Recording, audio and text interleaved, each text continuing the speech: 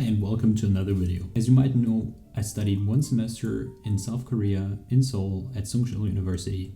And today I want to tell you more about campus life in South Korea and what it was like staying at the dorm. In the end of the video, I will give you my final thoughts on studying at Soongsil University and whether I would recommend that you should study there as well.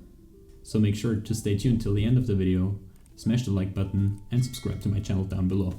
First off, I want to go into what classes at Soongsil were like. I'm a business administration major and I was required to take 4 courses specified by my home university. The courses I took were a global perspective on product promotion, integrated marketing communications, global issues, and computer vision. And I also took a Korean language course, but let's say I was not that dedicated to learning the language. As a business administration major, it's pretty easy to find fitting classes because there is a lot of English options available. However, if you study in another field, I highly recommend that you check out the classes before applying to university there. Because you might be surprised how little classes are available in English in all the other majors. If you speak Korean, however, that point obviously does not apply to you. The classes all in all were pretty chill. However, when it came to midterms and finals, there was still a lot of studying to do. But since all the courses were taught in English, most of the professors were pretty understanding. The only class that was rather challenging for me was computer vision. But we had a lot of assignments that we could take home and so we could take our time to complete them, so that was really helpful for me. Most professors used a mixture of attendance, participation, midterms, finals, and some assignments to evaluate the final grade. Overall, I was really happy with all of my classes and my professors were all super nice people. Next, I want to talk more about social life on campus, and let me tell you, it's pretty great to be an international student in Seoul. The Soongsil campus is not too big with only around 15 to 20,000 students going there. At the beginning of the semester, there was a festival that was organized by the university for all the students, where they had a lot of famous Korean artists, like K-pop stars, that I didn't know any of them. Before I went to that festival, I only knew BTS and maybe heard of Blackpink. At the festival, there was an artist named Chico, which was very popular. I didn't know him before, but gotta admit, he has some really good songs. So that really got me started into listening to a bit of K-pop. The whole festival lasted about 4 days, and during that time they had different food trucks, events, and beanbags all over the campus. But even when there is no big festival, there's still a whole lot to do close to campus or on campus. There's a lot of nice bars and restaurants where you can go during the weekend or even during the weekdays. Koreans are really big on drinking and bar culture, and before I came to Korea, I never heard of soju.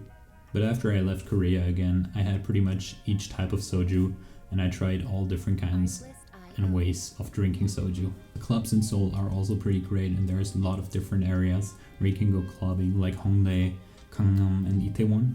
But even if you're not big into partying and drinking, Seoul still has a lot to offer for you. There is a lot of museums, cultural events, and you can go sightseeing pretty much everywhere. And if you want to escape the fast-paced city life of Seoul, you can go to Bukhansan and do different hikes there. And I also spend a lot of time at the different cafes that are scattered all around Seoul. They have different themed cafes where you can go for studying.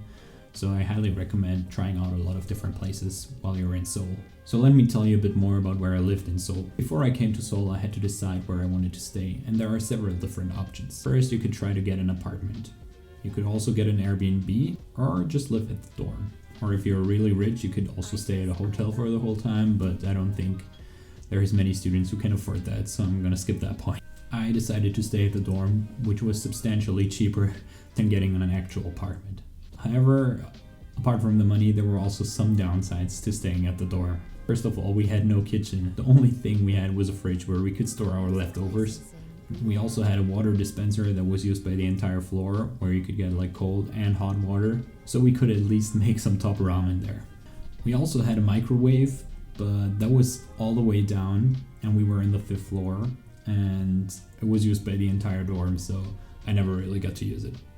For the first 2 or 3 weeks, I made a habit of buying stuff, bringing it to the fridge, and eating in the dorm, just to save some money.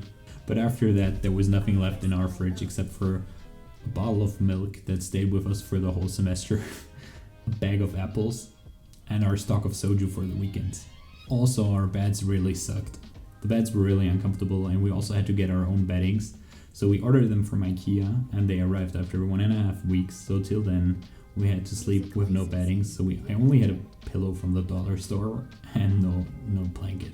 However, it really didn't bother me that much because it was really warm when we arrived and really humid, so I wouldn't have used the blanket anyways. Our room had a beautiful view outside to a big street, which often managed to wake me up in the morning when some angry Korean drivers smashed their horn for no particular reason. There were also some other rooms that looked into like the courtyard of our dorm, and they had like really big windows, so that was pretty nice. But I'm not complaining. Living in the dorm also had some really great sides to it. I met my roommate, who I became really good friends with, and there were also always people around that you could hang out with. Spent a lot of evenings in the common rooms playing Mario Kart. However, the common rooms were also pretty shitty because they were only like a bunch of uncomfortable chairs, but with the right community, that doesn't really matter. So for these reasons, and because it only cost me $237 per month, I highly recommend that you decide to stay at the dorm as well if you ever decide to study abroad. So now you may have gotten an idea what it was like studying in Korea for one semester. I hope this was helpful, or at least somewhat entertaining to watch. Feel free to comment down below any questions that you have about Korea or whatever. I will answer every comment, which will not be very hard since no one usually comments on my videos. But hey, you could be the first one. Thank you for watching this far. Make sure to hit the like button and subscribe to my channel down below. Hope to see you again in the next video. Till then, take care.